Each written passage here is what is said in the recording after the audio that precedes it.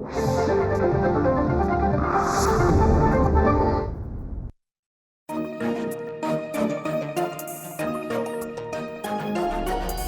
सुसंगत विचार सरणी तंत्रज्ञाने होते प्रगती देई मानवा सुख समृद्धी निसर्ग अन्विज्ञान विज्ञानाच्या रंजक गोष्टी व्यापून घेई सारी सृष्टी जगण्यातील विज्ञान आणिक विज्ञानातील जगणे विज्ञानम जनहिताय विज्ञानम जनहिताय विज्ञानम जनहिताय विज्ञानम जनहिताय ज्ञानम जनहिताय विज्ञानम जनहिताय विज्ञानम जनहिताय विज्ञानम जनहिताय।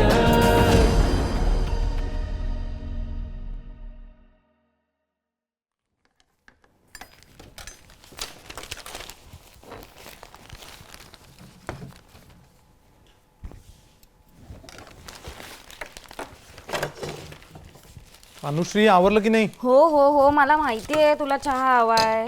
हो उशीर झालाय, चल आवर लवकर. आज एवढी गडबड झाली की पेपर सुद्धा वाचायला वेळ मिळाला नाही. माझा पण पेपर वाचायचं राहून गेलंय. खूप सगळी कामं राहून गेली आहेत खरं तर. एक काय त्या नळाचं पाणी गेलं आणि सगळी गडबड झाली. नशीब आंघोळ तरी आवरली होती, नाहीतर काय खरं नव्हतं. नाहीतर काय, आंघोळीची गोळी घ्यायची. आजकाल ह्या पाण्याची सुद्धा सगळी गंमतच चालू आहे बघ. आणि माहितीये का, म्हणजे एकीकडे हे आपल्याकडे पाणी गेलंय आणि दुसरीकडे पेपरात सगळ्या पाण्याच्याच बातम्या आहेत. अक्षरशः ओथंबून वाहत आहेत. म्हणजे कुठे वादळ आलंय, कुठे पूर आलाय, कुठे थंड हवेच्या ठिकाणी बर्फामध्ये कुठेतरी पाईपलाईन फुटली आहे. सगळ्या पाण्याच्या बातम्या. नाहीतर काय. आता आपल्या पृथ्वीचा 75% भाग हा पाण्याचा आहे. बरोबर. त्यामुळे पाणी हे महत्वाचं आहेच, ठरणारच आहे पाणी महत्वाचं. बरोबर. जीवजंतूंचा जन्म सुद्धा पाण्यातच. हो. आणि पाण्याची गंमत काय बघ, म्हणजे पाणी हे अत्यावश्यक जरी असलं तरी सुद्धा एखादी गोष्ट दीर्घकाळ टिकवायची असेल तर त्यामध्ये पाण्याचा लवलेश सुद्धा चालत नाही. हो आहे की नाही गंमत? हो ग काय. त्यात तुम्ही कोकणातले म्हणजे काय, पाणीच पाणी चहूकडे, जळी स्थळी काष्टी पाषाणी फक्त पाणी. मला काय वाटतं माहितीये का अक्षय, तू सारखा त्या पाण्याजवळ राहून राहून असेल कदाचित. पाण्याच्या ज्या काही बातम्या आहेत ना त्या तुलाच आधी दिसतात. हे ऑब्झर्व केलंय मी. फक्त तेवढंच नाहीये बरं, ते जाऊ दे. मला तुला अजून एक काहीतरी सांगायचंय महत्वाचं. तू ते जीवजंतू म्हणालीस ना, तर मध्यंतरी एक अंटार्क्टिका सर्वे टीमने एक सर्वे केला होता आणि त्यांना बर्फाखाली म्हणे काहीतरी 3000 फुटांवरती जीवजंतू सापडलेले दिसले. हो थांबा, मी तुझ्यासाठी ना तो व्हिडिओ सेव्ह करून ठेवलाय. हे बघ इकडे, हे बघ, हे बघ, थांबा, हे बघ. अंटार्क्टिका महासागराच्या बर्फाच्छादित पृष्ठभागाखाली तळाशी अगदी खोलवर गोठवणारं तापमान, अपुरा सूर्यप्रकाश आणि जीवनाला आवश्यक असा अन्नपुरवठाही नाही अशी स्थिती. त्यामुळे तिथे कोणताही जीव आढळणं निव्वळ अशक्य. पण ब्रिटिश अंटार्क्टिका सर्वे टीमला या महासागराच्या हिमथरांखाली जवळपास 3000 फूट खोलीवर काही आश्चर्यकारक जीव आढळले. समुद्र तळाशी असलेल्या पाण्याचे नमुने घेण्यासाठी पाठवलेलं साधन एका खडक सदृश वस्तूवर टेकलं. जेव्हा त्या कॅमेऱ्याचं फुटेज पाहिलं तेव्हा आधी कधीही न माहीत असलेले 2 लहान जीव तिथे दिसले. त्यातल्या एका जीवाला देठासारखं लांब काहीतरी होतं, तर दुसरा काहीसा गोलसर आणि स्पंजसारखा दिसत होता. आता या माहितीचा अधिक अभ्यास करण्याचा चंग वैज्ञानिकांच्या टीमने बांधला आहे. काय बर्फाखाली मजेत राहतात नाही, सॉलिड आणि त्याला बाहेरच्या गोठलेल्या जगाचं काय सोड सुतक नाहीये, काही फरक पडत नाही. तुला सांगतो अनुश्री, मला ना हे जे असं बर्फाखालचं निवांत आयुष्य आहे ना, ते बघायला भयंकर मजा येते. पण अक्षय, तुला या अजब पाण्याची एक गजब गोष्ट लक्षात आली आहे का? नाही म्हणजे एक गोष्ट नाहीच आहे ती, अशा असंख्य गोष्टी आहेत या अजब रसायनाच्या. झालं का वैज्ञानिक जागा झाला का तुमच्यातला? नाही रे. अगं काय अजब गजब आणि रसायन काय म्हणतेस? अगं या पाण्याला जीवन आहे नाव, असं म्हटलंय. पाणी पाणी नाहीये, जीवन आहे, जीवन. ते खरंय तुझं म्हणणं. संपूर्ण सृष्टीला जीवन देणारं हे अजब रसायनच आहे. म्हणजे आता तू त्या व्हिडिओत बघितलंस ना की आपल्या पृथ्वीवरची तमाम जीवसृष्टी ही गोठलेली होती, पण त्या बर्फाखाली बघ ना, वनस्पती आणि जीवजंतू कसे मस्त मजेत राहत होते ना, म्हणजे काही नाही. नाही, याचा मी विचार केलाय बरं का. तर्कसुसंगत विचारसरणीचा उपयोग करून मी जे काही उत्तर शोधलंय ते असं आहे बोला. की जे पाणी असतं ना हम्म, त्याच्यातलं थोडं पाणी गोठतं बरोबर. आणि त्याचा बर्फ होतो आणि तो वर येऊन मस्त तरंगायला लागतो आणि तो तरंगायला लागला की तो बाहेरची थंडी खालच्या पाण्यापर्यंत पोचूच देत नाही आणि मग खालचं पाणी त्यामुळे कधी गोठतच नाही. काय बरोबर आहे ना माझं लॉजिक? वा वा वा वा. आता माझ्या सहवासात राहून ना अक्षय, तुझं कसं झालंय ना, तू आता त्या कवी विश्वातून हळूहळू बाहेर येतोयस आणि व्यवहाराचा सुद्धा विचार करायला लागलायस ना खरा. मग पण तरी सुद्धा माझा पुढचा प्रश्न जरा तयार आहे. तू ना त्या विक्रम वेताळाच्या गोष्टीतल्या वेताळासारखी असतेस. दरवेळेला नवीन नवीन प्रश्न घेऊन येतेस आणि बसतेस माझ्या मानगुटीवरती. अजिबात नाही, मी उगाच प्रश्न निर्माण करत नाही, मला उत्तरं शोधायची असतात. तू ते त्या बर्फाच्या लादीचं काहीतरी सांगत होतीस ना, ते सांग की मग. हा, हे बघ, एक सोपं उदाहरण देतो. कुठलाही पातळ पदार्थ आहे, पातळ पदार्थ. हा, तो घट्ट झाला की काय होतं, दाट होतो तो पदार्थ. पातळ, हो हो. आलं लक्षात? आता तो जर पदार्थ तो पदार्थ त्याच्याच वितळलेल्या स्वरूपात जर टाकला, म्हणजे पातळ मध्ये टाकला, हा हा, तर तो तरंगेल की बुडेल? काय वाटतं? बुडेल. म्हणजे कसं आहे हे बघ, मला ना आठवतं आम्ही गावी होतो ना, तेव्हा आम्ही मेणाची खेळणी तयार करायचो. तर तेव्हा आम्ही काय करायचो, असं मेण घ्यायचो आणि मग त्याच्यातलं जे घट्ट मेण असायचं ना, ते त्या वितळलेल्या म्हणजे पातळ मेण म्हणतेस ना तू, त्याच्या तळाशी जायचं. बरोबर. हा. मग आता इसी बात पे आपण एक प्रयोग करून बघूया का? हे नाही नाही, प्रयोग नको. नाही, हे बघ, एकतर आपण गावी नाही आहोत आणि आता इथे आपल्याकडे मेणही नाहीये, त्यामुळे प्रयोग बियोग नको. अरे गावाचा आणि मेणाचा काय संबंध आहे? मग? आपल्याकडे मेण नसलं तरी बटर आहे ना, बटर घेऊन प्रयोग करूया. चल चल चल. नाही नाही, थांब. नाही थांब, आयडिया चांगली आहे, बटर घेऊन प्रयोग करायची आयडिया चांगली आहे, बेटर आयडिया. पण मग मला तू नंतर टोस्टवरती आपलं बटर लावून देणार की नाही? मला मस्का लावू नकोस हं. चल आधी प्रयोग अरे करू.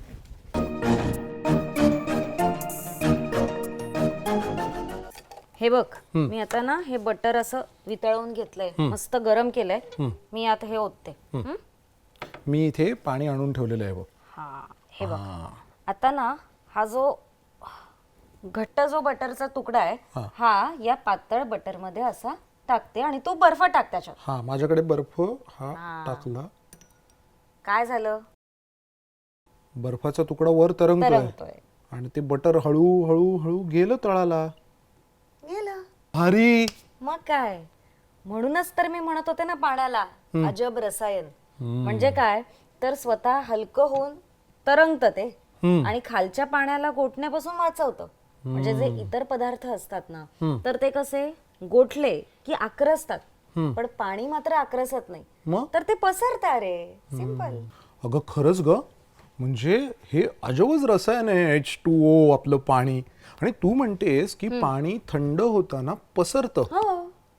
कसं काय? म्हणजे हे मला एकदा तपासून बघायला पाहिजे. बघ की मग. हा, म्हणजे काय आहे, माझे बाबा मला शेती करताना, ते शेती करायचे ना, ते नेहमी म्हणायचे की कुठलाही प्रयोग आपण स्वतः करून बघायला पाहिजे, त्याच्याशिवाय विश्वास ठेवून चालणार नाही. त्यामुळे माझा तुझ्यावर विश्वास नाही. मी हे पाणी थंड होताना कसं पसरतं ते मी प्रत्यक्ष करून बघणार. तो ग्लास दे मला, पाणी दे. हा, काय करतोय? बघ मी आता काय करतो. हे मी तसं नाही नाही नाही नाही पूर्ण भरणार. ऐक, नाही नाही नाही काठोकाठ. अरे ऐक, एवढं काठोकाठ भरतात का? एवढं जर काठोकाठ भरलं तर ते पसरेल आणि बाहेर नाही का येणार या बाउल मधून. मग आता काय करू?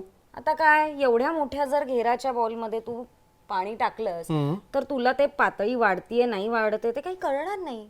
ते जर समजायचं असेल पाणी पसरतंय का, तर ते तुझ्या छोट्या छोट्या त्या बॉटल्स आहेत ना होमिओपॅथी गोळ्यांच्या, त्याच्यात बघूया आपण करू. Good idea. मी बाटल्या घेऊन येतो. इकडे. हा, माझ्याकडे आता ह्या मी 2 बाटल्या आणल्या.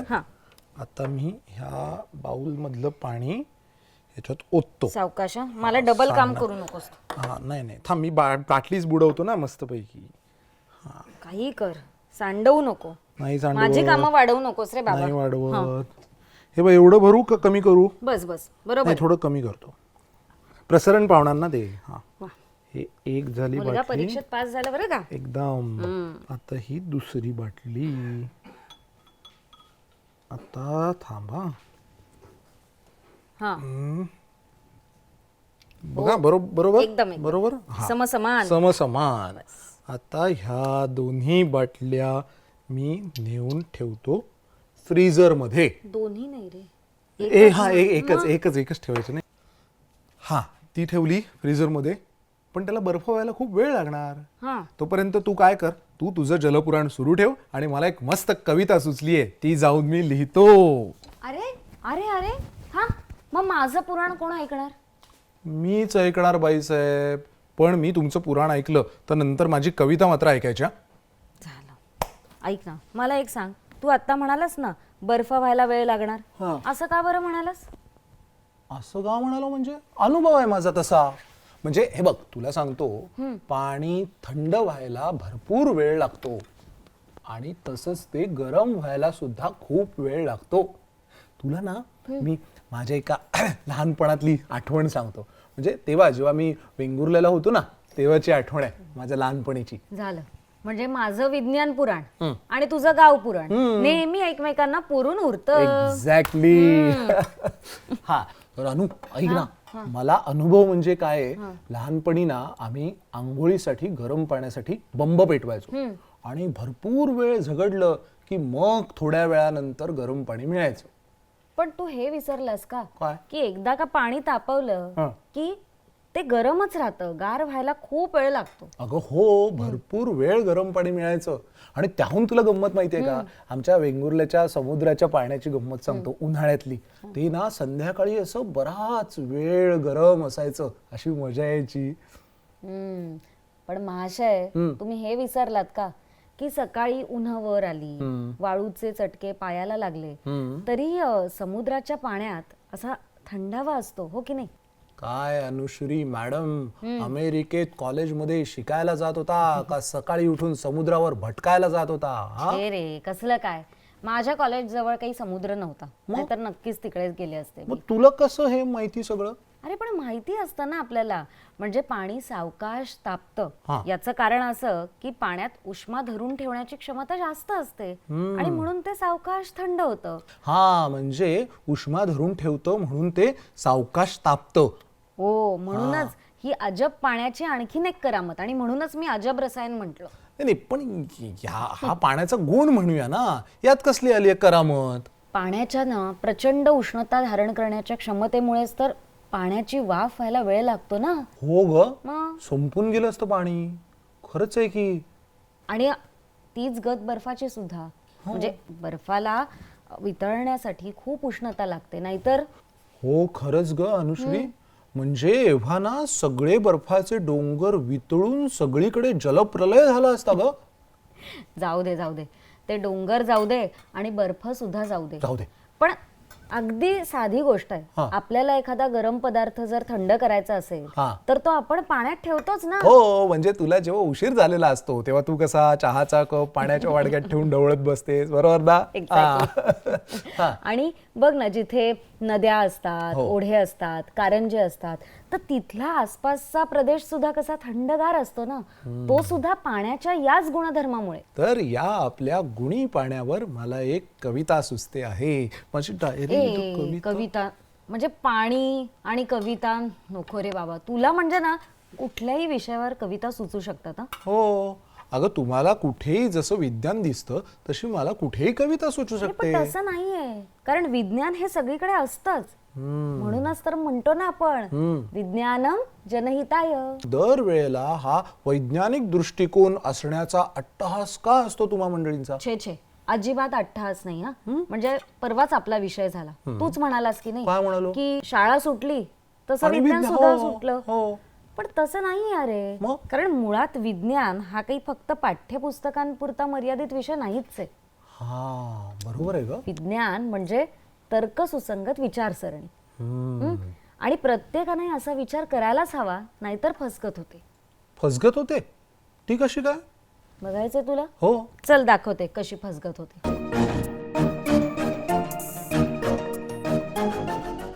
चल मी तुला दाखवते प्रयोग. मी तुला काय म्हंटल होतं, वैज्ञानिक दृष्टिकोन नसेल तर आपली फसगत होते. हो, आणि ते तू काहीतरी सप्रमाण सिद्ध करणार होतीस ना. सप्रमाण नाही काही, सप्रयोग. हम्म ऐक हे बघ, हाय डिजिटल बॅलन्स. म्हणजे आता थोड्या दिवसांनी तू घराची प्रयोगशाळा करून टाकणार तर. छे, प्रयोगशाळा करायला कशाला हवी? अरे आपलं घर ही मुळात प्रयोगशाळाच असते, आणि त्यातूनही स्वयंपाकघर म्हणजे एकदम उत्तम प्रयोगशाळा. आणि हा डिजिटल डिजिटल बॅलन्स. हा, तोही आपल्या स्वयंपाकघरातलाच आहे. येतंय का लक्षात? येस. लक्ष असतं कुठे तुझं घरात? हे बघ, मी आता हे घेतलेलं आहे, आणि आता मी यामध्ये 10 ml पाणी घेणार आहे. तर मी आता ह्याच्यात 10 ml पाणी घेते. आधी आपण डिजिटल मीटर सुरू करायला पाहिजे ना. थांब, आणि हे ठेवून बघूया. हा, बघ मलाही कळतं थोडं थोडं, लक्ष असतं माझं. माझ्या सहवासाचा परिणाम. हा, मग ऐक, हा, हे बघ, ठेव. हा, आता मी हे इथे ठेवलं. किती झालं? 10 ग्रॅम. याचा अर्थ काय? 10 ml चं 10 ग्रॅम. बरोबर. हो. पण आता आपण पाण्याच्या ऐवजी जर तेल घेतलं तर काय होईल? त्याचं 10 ml तेल असेल तर 10 ग्रॅमच होणार. असं म्हणतोस? हो. बघूया आपण करून. हो, करून बघ. आता तू तेल घालणार आहेस ना याच्यात? हा, तेल. हा, 10 ml. 10 ml. हा, आता मी ओके, त्याचं 10 ml तेल घेतलंय. हा. आपण वजन मोजूया. 10 ग्रॅमच असणार. बघ, नीट बघ, किती झालं? 9 ग्रॅम आणि 12. म्हणजे वजन कमी कमी झालं. झालं. म्हणजे 10 ml तेलाचं वजन ग्रॅम मध्ये कमी भरलं. करेक्ट. हा, म्हणजे आपण जेव्हा 1 लिटर तेल घ्यायचं ठरवतो तर ते 1 किलोला कमी भरणार. बरोबर. म्हणजे आपण भाव बघताना लिटरचे वेगळे आणि किलोचे वेगळे असेच बघितले पाहिजे. बरोबर आहे. नाहीतर आपली फसगत होणार. खरे, म्हणूनच पाणी हे गुणी असतं. कारण पाण्याचंच वजन हे 1 लिटरला बरोबर 1 किलो असतं. बाकी इतर कुठल्याही द्रव पदार्थांचं तसं नसतं. बरोबर. आता मला तुझे सगळे मुद्दे कळलेले आहेत, प्रयोगही कळलेले आहेत. आता माझी कविता. नाही. आता काय? आपण ते मगाशी पाणी ठेवलं होतं ना फ्रीज. हा, त्या 2 बाटल्या. घेऊन काय झालं बघूया. हे घे. हे बघ. हा, याच्यात बर्फ आहे. थांब, याच्या बरोबर ना मी ती दुसरी बाटली ठेवली होती. हा, मोज बघू आता. बघ, मग आपण प्रत्यक्षच बघूया. टंटण. हे बर्फवालं पाणी, म्हणजे बर्फ झालाय ते प्रसरण पावलंय की पाणी? बरोबर. म्हणजे वाढलंय. जादूच आहे. विज्ञाननिष्ठ दृष्टिकोन. आणि हे कमी आहे, हे जास्त आहे. हा, हे बघ. हा, मग आता याच्यावरून काय शिकायचं? की पाण्याचा जेव्हा बर्फ होतो तेव्हा ते प्रसरण पावतं. बरोबर. येस. ओके, आज मी पाण्याचे 2 गुणधर्म शिकलो. एवढं मला विज्ञान खूप झालं. आता मी चाललो कविता. अरे नाही, आता कविता. ऐक रे. तर अनुबाई, तुमचे सगळे पाण्याचे प्रयोग मी नीट बघितलेले आहेत. आता माझा टर्न. माझी कविता शांतपणे ऐकायची. अरे नक्कीच. त्याशिवाय काय तू गप्प बसणार आहेस? अरे तुझ्या साहित्यिक सासूने तुझ्या डोक्यावर हात ठेवलाय. ऐकवा. जीवन नामक अजब रसायन गुणी तसेच महान, जलग्रहाच्या जीवसृष्टीला अनमोल असे वरदान. शोषून उष्मा थंड करतसे परिसर भवतालीचे, संयमाचे असे वागणे जल अन बर्फाचे. जसे होती हो शीतल शीतल थेंब पाण्याचे, पसरत जाती चहू बाजूने घनकण बर्फाचे. घट्ट असे परिदाट नसे. घट्ट असे परिदाट नसे हो घनरूप पाण्याचे, सरोवरावर तरती अलगद थर या बर्फाचे.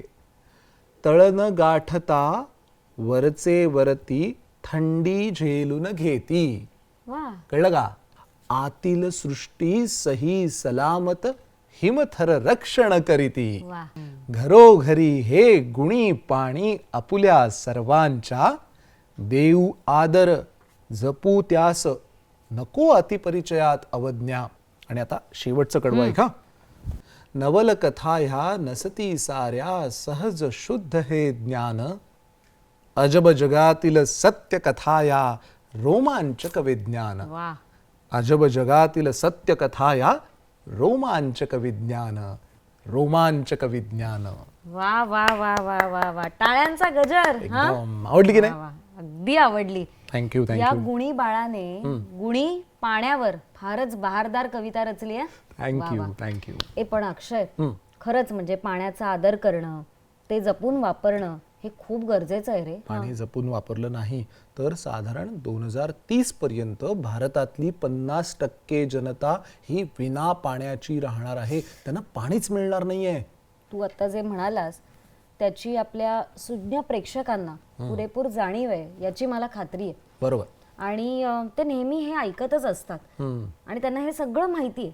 म्हणूनच आजच्या भागामध्ये आपण काटकसरीने पाण्याचा वापर करा किंवा जलप्रदूषण असं सगळं न घेता पाण्याचे जनहिताय गुणधर्म बघितले अगदी. आणि आपल्या सुजाण प्रेक्षकांनी ते नक्कीच नोटीस केलं असेल त्याचं. ओळखले असणार अगदी नक्कीच. अगदी याची सुद्धा मला खात्री आहे. म्हणून ना आजच्या भागात आपण एक गंमत करणार आहोत. बर. काय विचार? काय?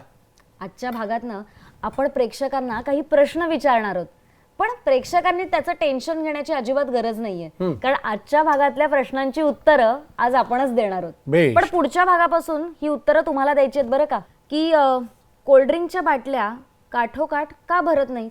सोपं आहे अगं. कोल्ड्रिंक म्हणजे रंगीत पाणीच आणि ते थंड केलं की प्रसरण पावणार आणि ते जर प्रसरण पावलं आणि काठोकाठ जर बाटली भरलेली असेल तर ती बाटली फुटणार नाही का? वा वा वा. Yes. चला 100 पैकी 100 गुण. मला सांग, दुपारी 12च्या सुमारास समुद्रावरची वाळू, आमचा वेंगुर्ल्याचा समुद्र, म्हणजे सगळ्याच समुद्रावरची वाळू बरं का, तर ती जी वाळू असते त्यात चालताना पाय भाजतात, चटके बसतात. पण त्याच वेळेला जर समुद्राच्या पाण्यात गेलं तर मात्र पाणी गरम लागत नाही. असं का? सोपं आहे. कसं काय? कारण वाळू पटकन तापते आणि पटकन थंड होते, पण पाणी सावकाश तापतं आणि सावकाश थंड होतं. अशी आपण चर्चा केलीच. म्हणून येस. आणि तिसरा प्रश्न मी कारंजा असलेल्या बागेतली हवा थंड असते तर असं का? चल सांग. सोपं आहे अगं. पाण्याचा गुणच आहे उष्णता शोषून घ्यायचा. त्यामुळे तो बागेतली सगळी उष्णता शोषून घेतो आणि मग तिथलं वातावरण थंड असतं. काय मग बरोबर होतं की नाही प्रश्नाचं उत्तर? अगदी बरोबर. येस. पण इसी बात पे तू आज मला स्वयंपाक करून वाढणार आहेस? हे डील आहे. काय मग? मी जातो आता स्वयंपाक घरात प्रयोग करायला आणि आम्ही येणार आहोत पुढच्या वेळी तुम्हाला भेटायला असे छान छान प्रयोग घेऊन आपल्या या कार्यक्रमामध्ये, ज्याचं नाव आहे विज्ञानम जनहिताय.